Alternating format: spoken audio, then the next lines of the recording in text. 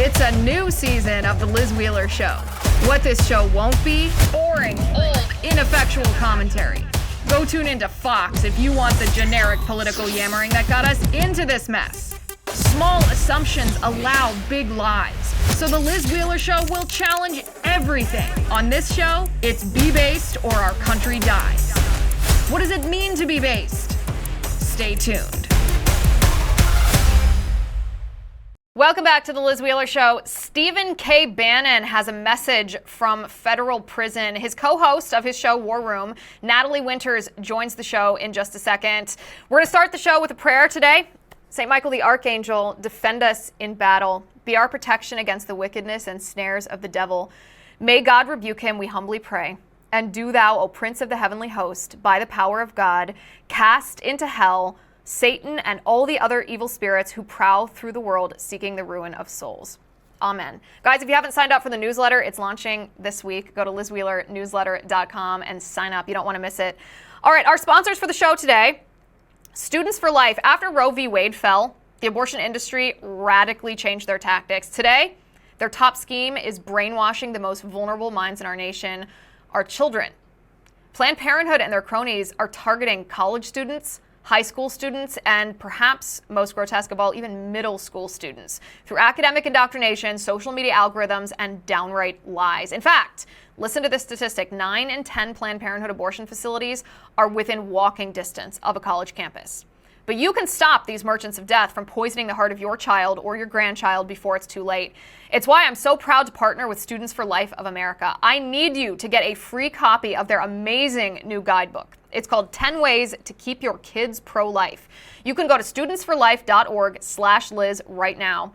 This book gives you a step-by-step instruction to ensure your young loved one doesn't get ensnared by the pro-abortion left, or worse, tragically abort their child. Students for Life is the only national organization galvanizing the next generation to stand against the evils of abortion. So go to studentsforlife.org/Liz to get your free guidebook now. That's studentsforlife.org/Liz.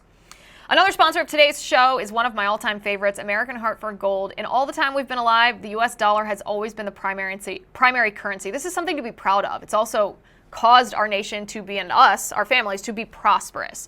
But sadly, this may not be the case much longer. The U.S. dollar is facing unprecedented inflation, and our politics is getting increasingly unstable. My husband and I were recently converting our money into gold and silver after Kamala Harris threatened to impose price controls on food manufacturers. We were like, okay, well, she's going to try to take over this industry. It's going to affect our money. Who knows when the stock market's going to crash? We are not going to be casualties in this currency war. You shouldn't either, especially because the government's threatening us with a new digital currency. What's going to happen to our dollars? Are they even going to be worth anything? Because they're fiat currency. Well, maybe not. So don't let your life savings become a casualty of failing banks or currency wars or Kamala Harris. Call the only precious metals dealer I trust, American Hartford Gold. They'll show you how to protect your savings, your retirement accounts, by diversifying your wealth portfolio with physical gold and silver. And American Hartford Gold is a great company. They support content just like this that's committed to bringing you the truth. Tell them I sent you, and they'll give you up to $15,000 of free silver on your first order. So call them now. You can click the link in the description on this episode, or you can call 866-996-5172. That's 866-996-5172, or text Liz to 998899. Again, that's 866-996-5172, or text Liz to 998899. Think about this contrast for a second. The attempted assassin of President Trump, the second one, because now we have to differentiate between Butler, Pennsylvania, and Palm Beach, Florida, the two assassination attempts. The second one, this guy, Ryan Routh, this pro-Ukraine fanatic, he was known to the FBI. Back in 2019, the FBI had a tip that he was in possession of a firearm illegally because the guy was a felon. And what did the FBI do? Well, I mean, we knew about it, but I don't know, we referred it. It was nothing. They did nothing about it. So fast forward 3 years to 2002, this guy was found in possession of a weapon of mass destruction. And what happened to him? He didn't go to prison. He got probation. Don't do it again, they said. They shook their finger and said, no, that's a no. Don't do it again, but go ahead and be free. We trust you. And then this happens. Contrast that for 1 second. A man who clearly should have been in prison versus Stephen K. Bannon, the CEO of Donald Trump's 2016 winning presidential campaign. He is sitting in a federal penitentiary because of what? Because of Joe Biden and Kamala Harris's weaponized Department of Justice. He has a message from prison that you're going to want to hear. The co-host of his wildly successful show, War Room, joins us in just a second. We do have two other great sponsors for the show today. One of them is Crowd Health. Guys, this one is a really important one because we know that health insurance is not only confusing and frustrating, it's super expensive. And claim denials, even though you're paying your premiums, denial of your claims is becoming more and more and more common. Thanks, Obama. In fact, listen to this number. 1 in 5 Obamacare claims were denied last year alone. That is unacceptable. The headache of health insurance is exactly why Crowd Health was created. It's not health insurance. It's a better way to pay for health care through crowdfunding. So stop sending money to big insurance companies who profit off of not paying your bills and instead check out Crowd Health. Look, my husband works in the medical profession, so I can tell you firsthand how tedious and difficult and expensive the healthcare system is for everyone, not just patients. But with Crowd Health, for $175 for an individual or $575 for a family of 4 or more, you will get access to a community of people who are willing to help you in the event of an emergency. You'll get access to telemedicine visits, discounted prescriptions, and so much more without doctors' networks getting in your way. And of course, you'll join the crowd, a group of members just like you who want to help pay for each other's unexpected medical events. Let Crowd Health help with your healthcare needs. Get started today for just $99 per month for your first 3 months if you use my promo code. You can go to joincrowdhealth.com and use my promo code Liz. The mandatory disclaimer, Crowd Health is not insurance. You can learn more at joincrowdhealth.com. That's joincrowdhealth.com, promo code Liz. Guys, after more than 235 years, the radical left is saying that we need to be saved from the United States Constitution. And they're starting by working to end the independence of the United States Supreme Court. They want to create their own supermajority by packing the courts, you've heard this phrase, with enough hand-picked justices who hate the Constitution because that's how they think that they can get political outcomes that they want, but we the people don't want. Even President Biden has gotten into the act by making reforming the court one of his final priorities before he leaves office. But don't be fooled. Their endgame is court packing. At first, liberty. We call this assault on the court what it really is, a Supreme Court coup.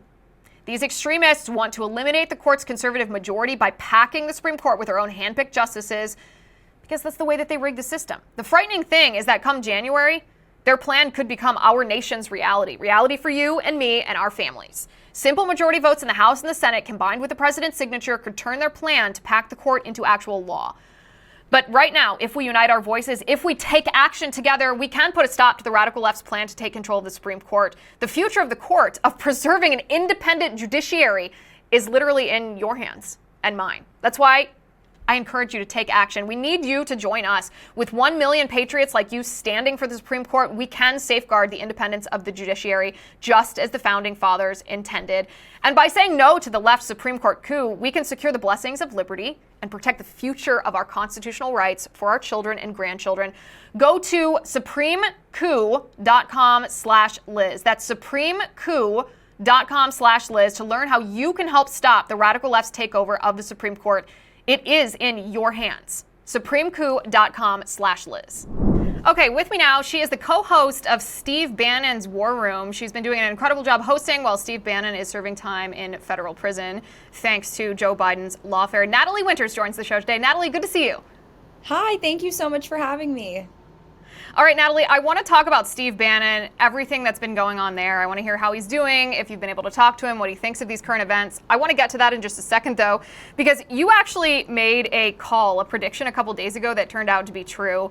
You called it that the bomb threats that the mainstream media has spent, I think in the last day or two, they've spent like 36 total hours on air, primetime air, talking about the bomb threats that were supposedly, I guess they were called into Springfield, Ohio, elementary schools in the wake of the Haitian migrant crisis that everyone's been talking about. You questioned whether those bomb threats were real. The mainstream media, of course, was portraying it like, oh, okay, if you're going to be a xenophobic against migrants, it's going to cause all these evil Trumpers to call in bomb threats to the local elementary schools. How did you know that those were fake? Well, the real tell is that the mainstream media was not playing any of the recordings from these alleged phone calls or, holding up printed out copies of the emails that they were purportedly receiving, because you know all too well how the mainstream media works. There's a through line, right, between Democrat or establishment Republican politicians and the narrative building coalition that they sort of rely on the mainstream media to do for them, especially when it comes to any topic, especially mass migration. So they're going to run cover. So the fact that we didn't see any hardcore evidence, I think, was sort of the initial tell. Also, I think an interesting just juxtaposition to draw too. Notice how whenever they talk about, Trump assassination attempts, they always are keen to put alleged on there or, supposed. But when you talk about the bomb threats, they had no issue covering it 24/7, like you said, for 36 hours. They never put the caveat of alleged on there, right? They acted like it was, totally true, no doubts about it. Now, the fact that we've seen them come out, Mike DeWine, not just, a couple of them, 33 of the 33 phone calls were all hoaxes originating from, quote, overseas. I think it's interesting they didn't foreign election interference, you might say. There you go. We should get the State Department $10 million reward, right, for foreign election interference. But I think it's important because they are using that angle to, I think, quash a discussion that programs like yours and mine have been trying to have for years now, which is about the ramifications of mass migration. And the rhino types, they never want to have that conversation. So they have to go in the narrative building of, oh, look, they're causing harm, they're causing chaos, they're causing violence, political violence. But somehow that narrative doesn't quite square the same when it's Democrats who are trying to assassinate President Trump. Right. It's funny how that works. And I want to show you guys, this is Ohio Governor Mike DeWine talking about the details of these bomb threat hoaxes. Take a listen to this. At least 33 separate bomb threats, each one of which has been responded to, and each one of whom has been found as a hoax. So 33 threats, 33 hoax. I will make that very, very clear. None of these had any validity at all. Well, you really can't get clearer than that. 33 bomb threats called in. 33 of them were hoaxes that were phoned in from overseas. Not credible, not Trump supporters. And yet, how many hours has the mainstream media spent correcting this? What I want you guys to do is I want you to take that video and I want you to go on X and I want you to tweet it to every single mainstream outlet who has spent countless hours blaming you and blaming me for calling in bomb threats, because xenophobia, I guess, breeds bomb threats in the eyes of the left. They do everything they can to demonize us. And Natalie, that brings me to Steve Bannon. The left has done everything possible to demonize this man because he is a powerful figure who is against the deep state. That's pretty much the only reason why they hate him, because he is a threat to the deep state. So tell me, when is he set for release? He's in federal prison right now. When's he going to be released? Have you been able to talk to him? How's he doing? Sure. I just want to draw one quick through line, because I think the story of Steve Bannon, why he became such an enemy of the deep state, there's a strong parallel to the Springfield story, which is that Steve has always been on the forefront of trying to force the conversations the sort of establishment wing of the Republican Party never wanted to have, and that was primarily focusing whether it was immigration, both legal and illegal, the endless forever wars, and of course trade policy. But the reason why they're so desperate and why they are doubling down, like we said, the mainstream media today still has not played that clip that you just tossed to, and they probably never will, is because I predict that they will use the Springfield incident, say, should Trump lose in November, whether all the shenanigans, which I'm sure we'll get into. Validly or otherwise. Right. They will try to create, similar like they did in 2012, the autopsy report that I'm sure you remember, that said Republicans are losing because the way we're talking about immigration is not nice. It's xenophobic. We need to, court the Hispanic vote, and we need to be more welcoming to mass waves of migration, legal and illegal. Certainly no border walls. And we know they're already planning this. There was a story just a few days ago in the Huffington Post, a glowing profile on the Koch network saying how they've reemerged and they're getting ready for a post-Trump future because they don't like Trump's policies on immigration. And they're going to use this Springfield story, the rhetoric, the Trump and J.D. Vance creating stories to basically quash any meaningful discussion, let alone policy reform, when it comes to immigration. Now, Stephen K. Bannon, for those who are, I think, familiar with sort of his trajectory before he became the host of War Room and the CEO of the 2016 Trump campaign, he has been fighting that good fight since the 2012 autopsy, right? That was when you really saw the Republican Party sort of fracture and the bifurcation between the more establishment wing and the more grassroots America First wing. That's, of course, why they hate Trump, because he aligns with the grassroots, not the donor class. And Stephen K. Bannon, I think, has continued that legacy, that tradition on in hosting War Room, right? Rallying the grassroots, the troops, whether it's deposing Kevin McCarthy, talking about election integrity, so much so that the New York Times called our show the #1 spreader of misinformation just last year. But I'm happy to report, as happy, I guess, as I could be, that Steve is, okay, no safety threats, knock on wood, praise God. But he is working overtime 24/7. We have a, team always coordinating with him in terms of just making sure he's up to date on the news. I always joke, unfortunately for him, I think they only have CNN and Fox playing in prison, and he loves his MSNBC. That's worse punishment than being in prison itself. Right? I know. But overall, he's doing great. He's going to be released at the latest October 29th.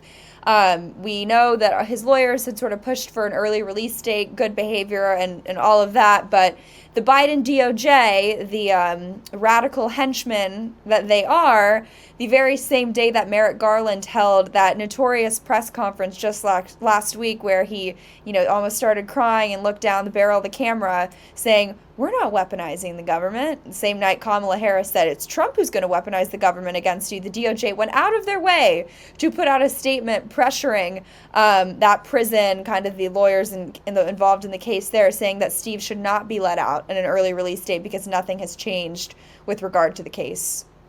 It's so awful. I mean, one of the tip-offs, I've said this before, but one of the tip-offs of if they accuse us of doing something, you can almost be sure that they're the ones that are doing it. So if they say Trump's going to weaponize the Department of Justice, you can be pretty sure that all you have to do is hold up a mirror, and that's what they're doing. So is he able to access the news? What is his day-to-day? Like, do you have to email him the news? Does he have access to CNN 24/7 if he wanted? Like, what is that like for him? So communication happens primarily via email. That's how our team, for the most part, has been staying in contact with him. As he famously said, he wasn't taking any visitors, or he didn't want any letters from our audience. He just wanted to focus on everyone winning the election and registering voters. He says, go do that instead of writing me letters, which shows you, I think, how devoted and committed Stephen K. Bannon is to all of this. In terms of the access, I'm not totally sure on what the schedule is, as you could imagine. It's a little unpredictable, but just this morning, he's in contact, staying up to date with copy and pasted basically versions of news articles from all of his favorites, Axios, Politico, all that jazz. So for those of you who know Steve or are familiar with his work ethic, I'm pretty sure he sleeps maybe 3 hours a night, and it seems like in prison somehow he's managed to up the ante and work even harder, which I know I'm smiling and laughing in part. I guess it's a coping mechanism because all this is so crazy, but I don't think people understand how truly dedicated to all of this Steve is. He lives, eats, sleeps, and breathes it. And isn't that the paradox of patriotism that we live under the Biden regime, where the people who love this country the most served, in the Navy, and are just fueled every day by love and desire to return this country to the greatest tradition that it was, are the ones who are, most heavily attacked by Merrick Garland and his, DOJ thugs. By the way, I don't think that laughing is a coping mechanism. I think that makes you a happy warrior. Imagine if it would be letting the other side win if you let this deter you from fighting. Instead, it's motivating you to fight harder. I'm glad he's doing well. I mean, convey our best regards to him. I know everyone's looking forward to his release. Has he had any reaction? I mean, to not just the first Trump assassination, but is he aware of the second one, the second attempt? Yeah, so Steve has been putting out the occasional statement via the War Room show, via email. I certainly don't speak for him, but one of the first statements that he put out had to do with, speaking of his political instincts, I think just a day or two before Taylor Swift came out and endorsed Kamala on debate night. He put out a statement warning that because her polls in the swing states were really not moving even after they, got Biden out of the picture, that they were probably going to wheel out a Taylor Swift endorsement because they knew she needed it. So he was definitely right on that, and he always just underscores with the important message that, you know, there is no cavalry coming to save us, in the sense that the Republican establishment, the Never Trump movement, it's not like they went away or disbanded. They're actively working to ensure that Trump doesn't win.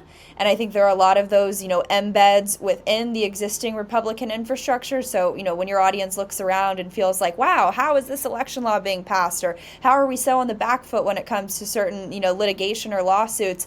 It's almost like the enemy is within. There are a lot of people who pose as, you know, Trump allies, but in reality they're not. So Steve has just said, so you know what, we can whine about it, we can cry about it, or we can take action and take agency and put it into our own hands by registering voters ourselves, signing up to be poll watchers. So it's always an, you know, action oriented message coming from Steve, even if he's in federal prison.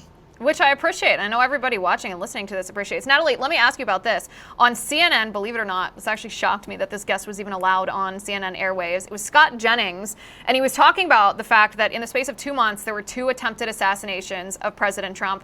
I know that after the first time, we all said, listen, this is going to happen again because all of these people have been brainwashed. They've been actually not just brainwashed, they've been groomed by the radical left to think that Trump is Hitler, to think he's a dictator, to think he's so evil that they would be the good guy if they were to kill him.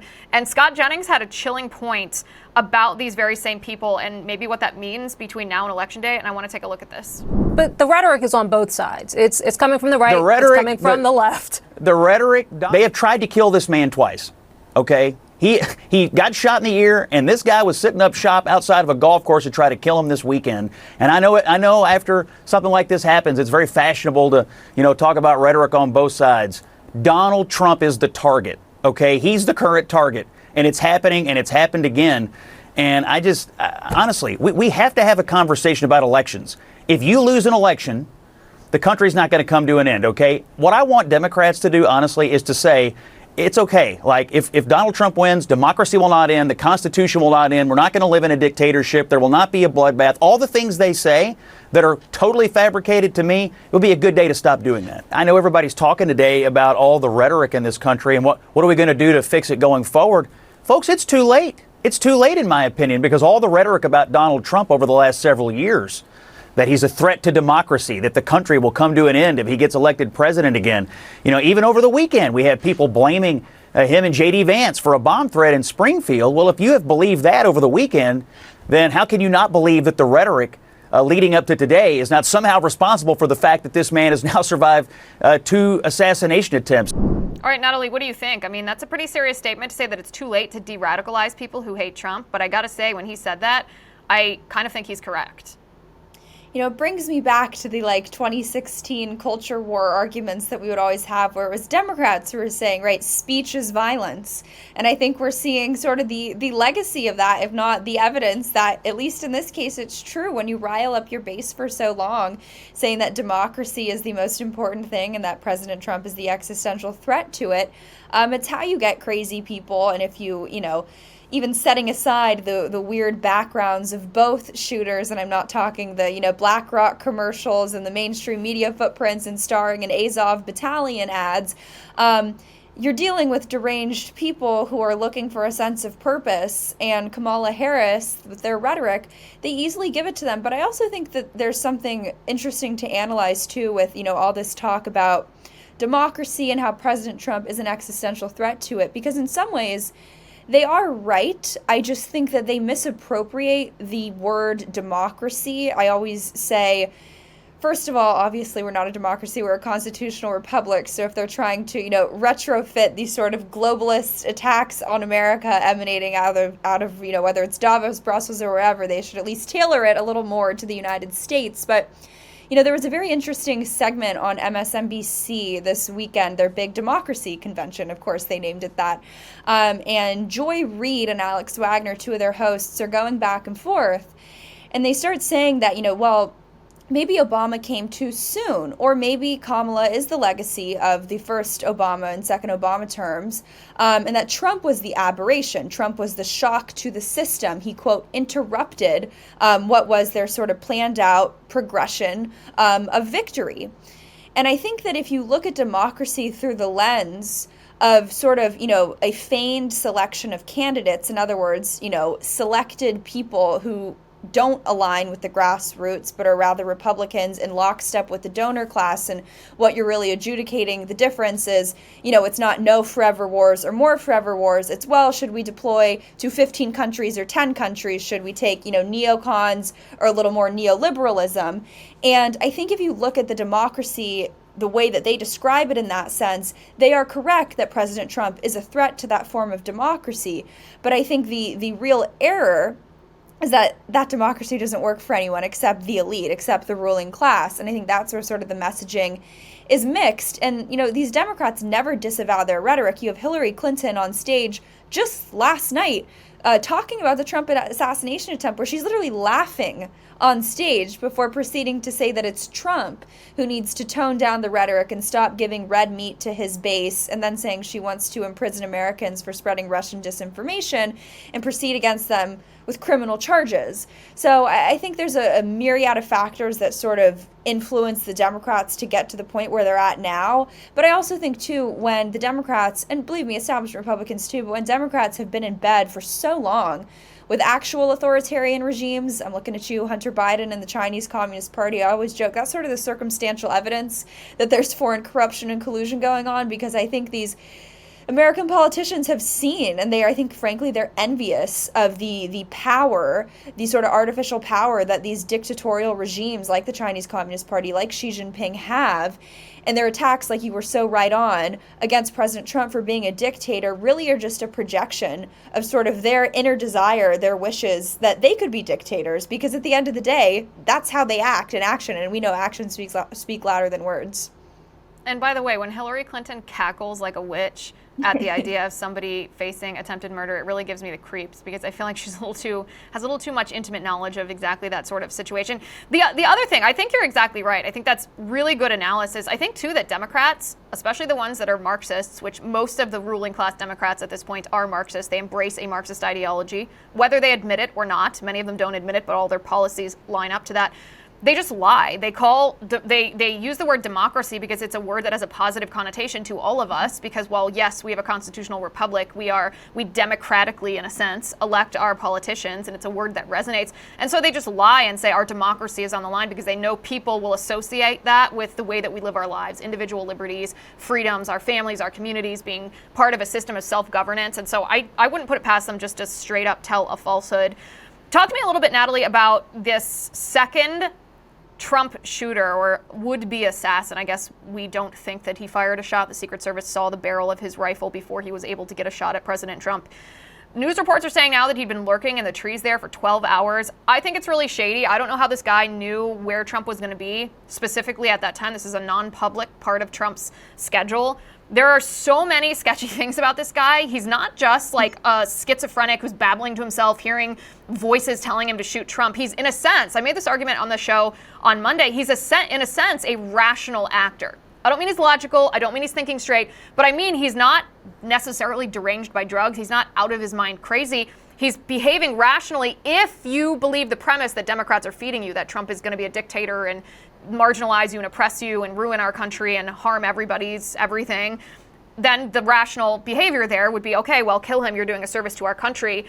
But he has a few too many ties to both globalists and feds for me to think that he's just this like lone shooter. What is your thought? Do you think that this is a larger conspiracy?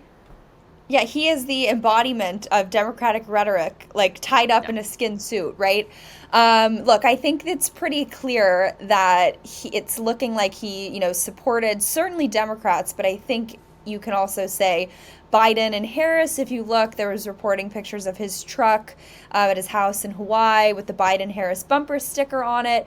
And as I broke just a few days ago, he's made 19 political donations as itemized by the FEC, all of them going to Democrats, including Elizabeth Warren, Beto O'Rourke, Tom Steyer, Tulsi Gabbard, and Andrew Yang. Of course, the media says that they don't know what his political preferences are. That's, I think, synonymous with a Democrat who did something bad.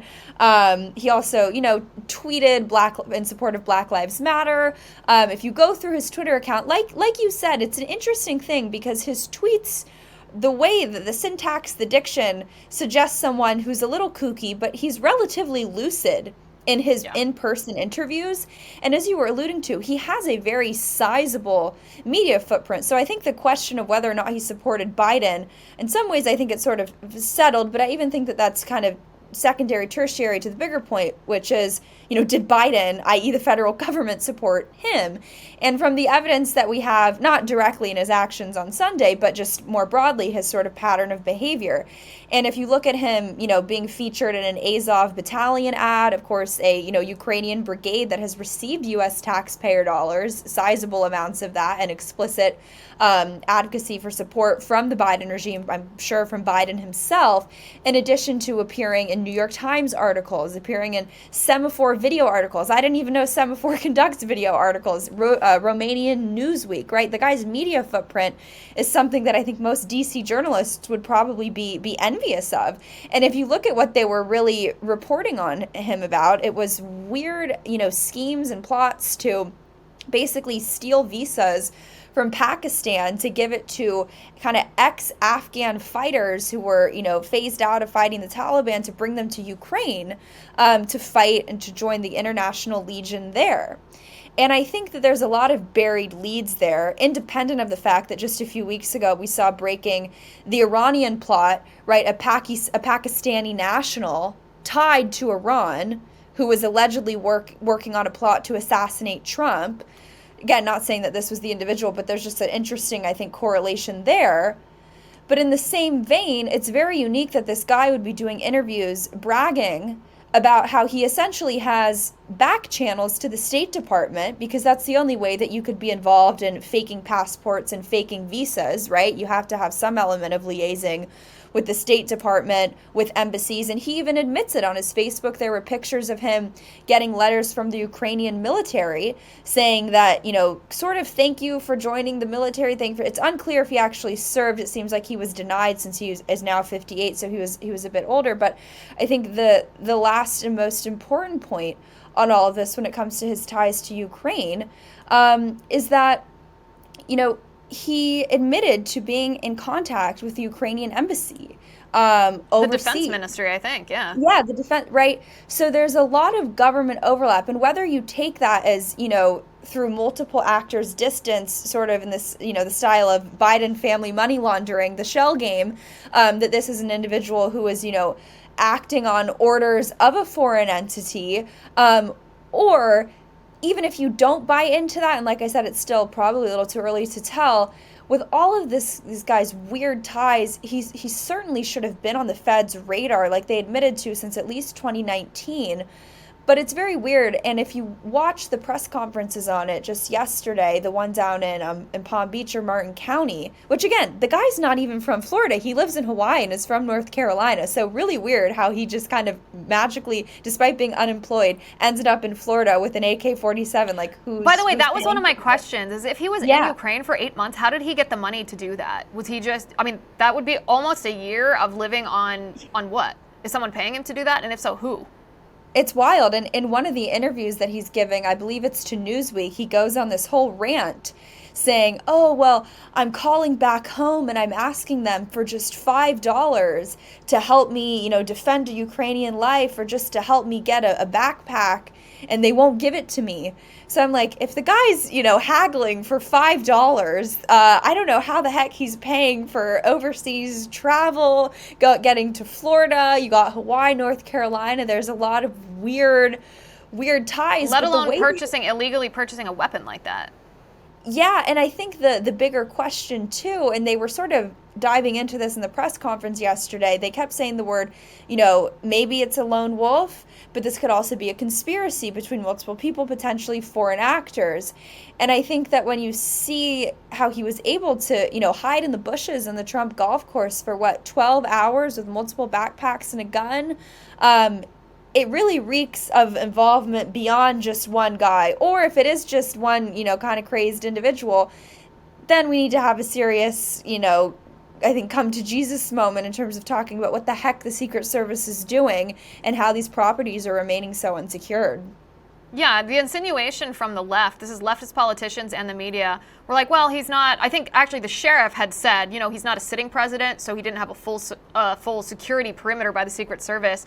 And then the left insinuated, well, that's because there's simply not the funds for it. There's no resources or money. And I'm like, okay, think about how much money we're sending to Ukraine, and yet you can't spend just the tiniest little crumb of a fraction of that to secure the president of the United States, who has already been targeted for attempted assassination once. But going back to a point you made before. How's this for a contrast for you? Stephen K. Bannon is sitting in federal prison right now, and yet in 2019, the FBI knew that this Trump shooter, Ryan Routh, he was a felon in possession illegally of a weapon.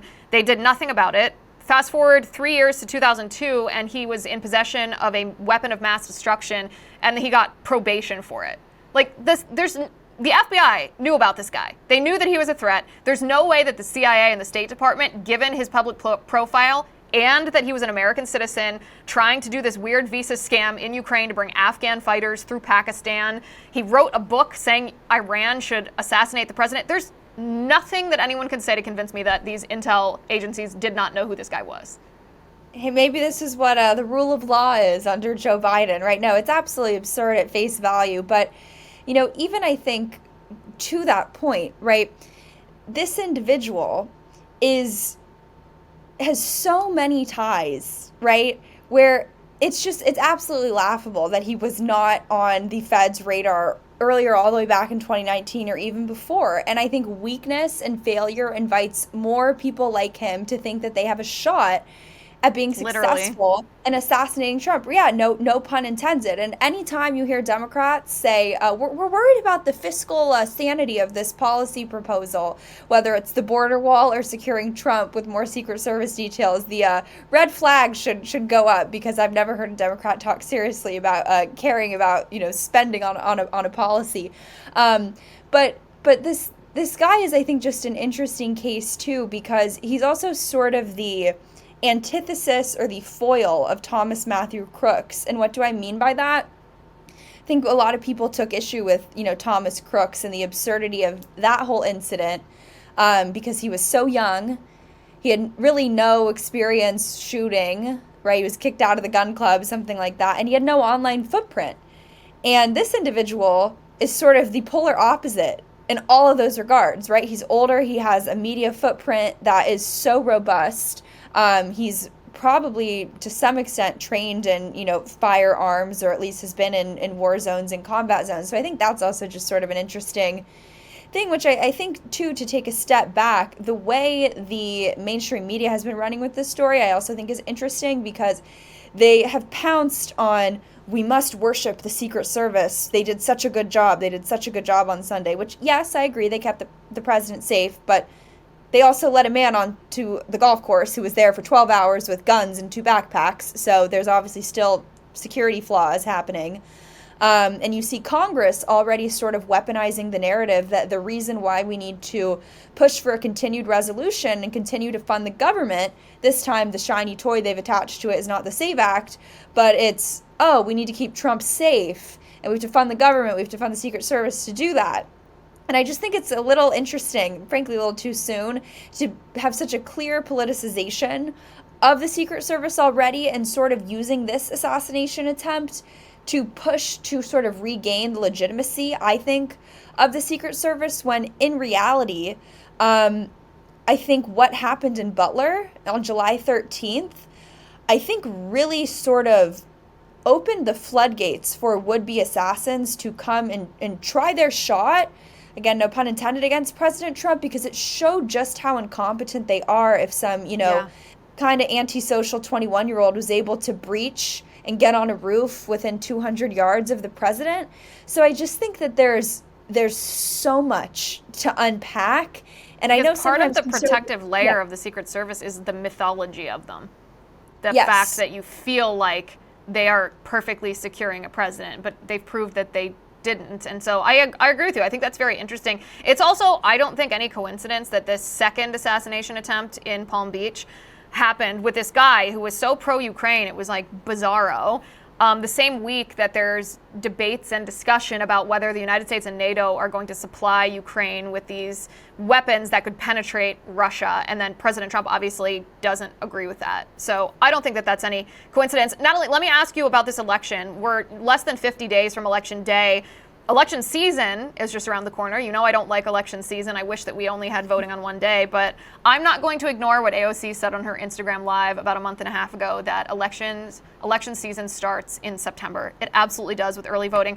But what do you foresee? I mean, when it comes to election integrity specifically, you and I and the audience of your show, the audience of my show, are pretty familiar with the way that the Democrats electioneered the presidential election in 2020. Have Republicans done even close to enough to prevent that? Are they going to try anything new? What do you think is going to happen here in the next couple months? Republicans have absolutely not done enough, and I know this because just today you have breaking in Axios. I think the headline was Deja Vu 2020, how mail-in ballots could cause election delay results, or results in election delays. And that's sort of the end point of the narrative that they've pushed, because I think they enjoy having the delays in results, not just because it, checks with their third world dictatorial reigning style here in the United States, but it always seems that in that time period is when ballots suddenly manifest, and the mistakes always seem to go one way, just like the ballots, the late night dumps always seem to go one way too. But how did we get to this sort of culminating point of this narrative? It's something that they've been pushing now for a while, and I've been tracking this for months, and it goes back certainly into 2023.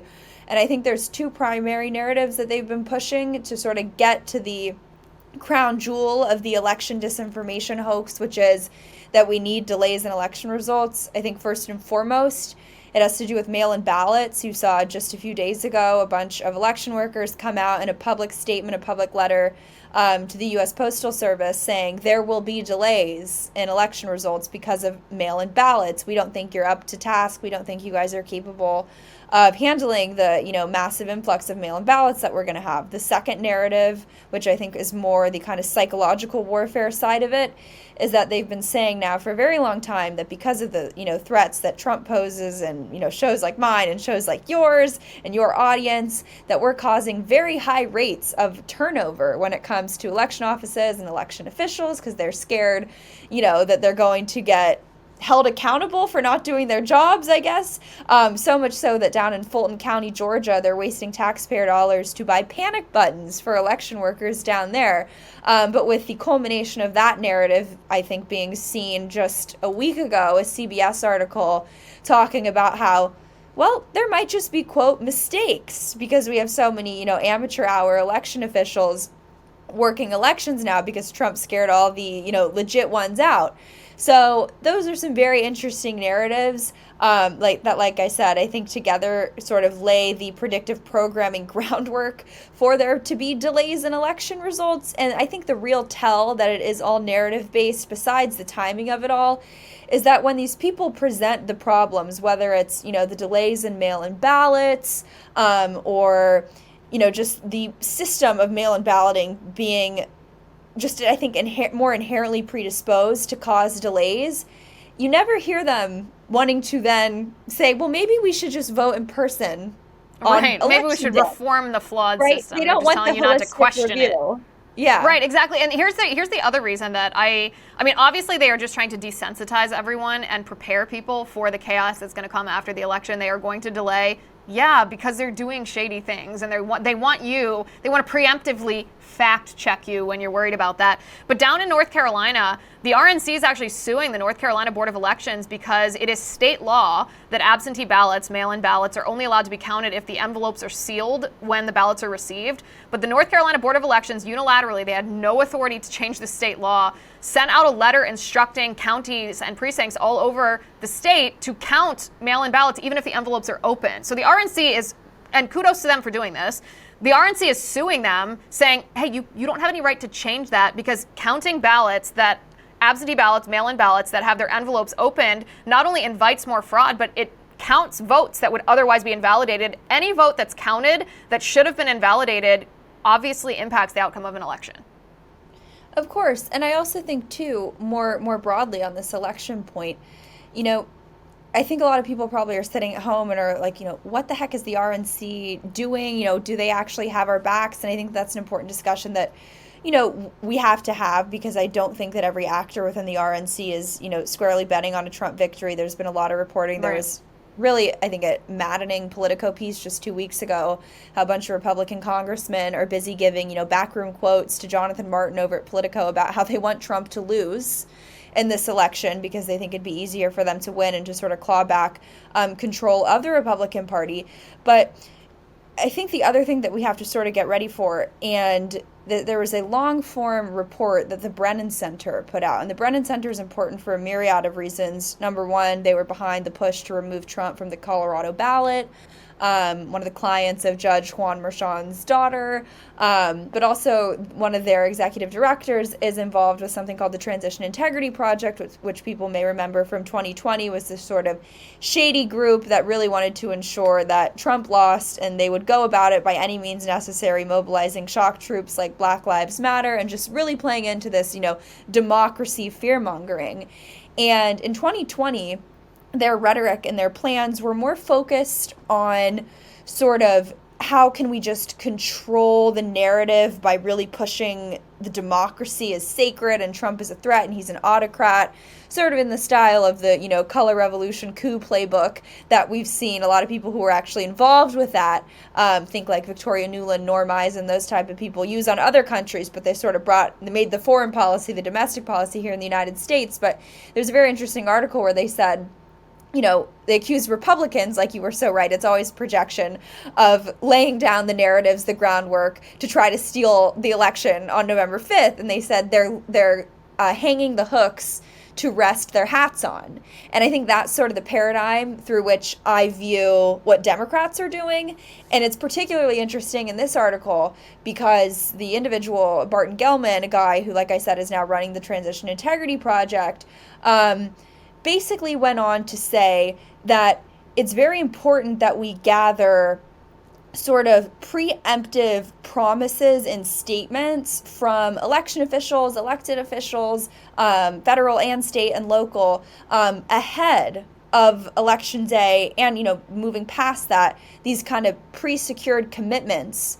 So they'll, have a backbone of steel and they'll be able to stand up to what exactly, I don't know, but, Trump is, of course, the boogeyman. But so they're actively courting and sort of wargaming this post-election scenario in which they're going to need all the help they can get. And just one real quick thing, there was just a case that was kind of re-upped 2 days ago. CNN was kind of spinning it as, could this be, the lawfare case that, brings down Trump?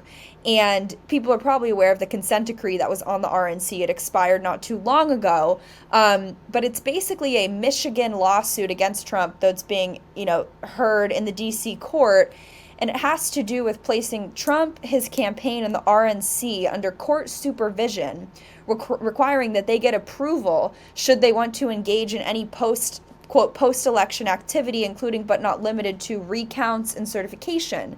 And what's so interesting about this case is that the same judge who's overseeing Trump's January 6 cases here in Washington, D.C., Tanya Chutkan, is the same judge who was assigned to that case, which, by the way, they introduced in 2020, but they sort of left it in legal purgatory and didn't move on it until just a few days ago, which CNN is spinning as, and miraculously they're focusing on it now. So there's what a lawfare and then there's this. Yeah. What a coincidence. One thing too that I think is worth noting, one of the reasons that conservatives, and I think it's the conservative grassroots, so the viewers of your show, the viewers of my show, one of the things that we find the most frustrating is that we never seem to have at least many, sometimes it doesn't feel like any Republican fighters, and that's actually true. What you've described is the uniparty in Washington, D.C. These people, it doesn't matter if they have an R by their name or a D by their name, most of them just want power. They want money. They are completely disinterested in our lives, in our families, in our communities, in our pains, and how to make us more prosperous or safer or our country to be better respected around the world. They don't care about any of that. They only care about themselves, their ability to dictate to us, or how much money is in their pocket. And it's sickening. It's absolutely sickening. Natalie Winters, thank you so much for all you're doing. You're doing a great job hosting in Steve's absence. We're really looking forward to his release. And thanks for being on the show today. Thank you so much for having me. I've always loved watching you, so it's an honor to be on with you. And we'll see you on War Room. That's right. Thank you. See you soon. Bye. All right, guys, make sure you sign up for my newsletter, LizWheelerNewsletter.com. Drop your email address so that I can stay in touch with you. We have a lot of great things planned. It's launching this week. You don't want to miss it, LizWheelerNewsletter.com. Also, make sure you're subscribed to the show. You can go to Spotify. You can go to Apple Podcasts. If you subscribe on Apple Podcasts, make sure you leave me a 5-star review so that we can get bumped up in the rankings so other people can find us. On YouTube, hit subscribe and make sure you also hit the bell so we can notify you every time we have a new episode or a new video that we're publishing for you. Thank you guys for watching. Thank you for listening. I'm Liz Wheeler. This is The Liz Wheeler Show.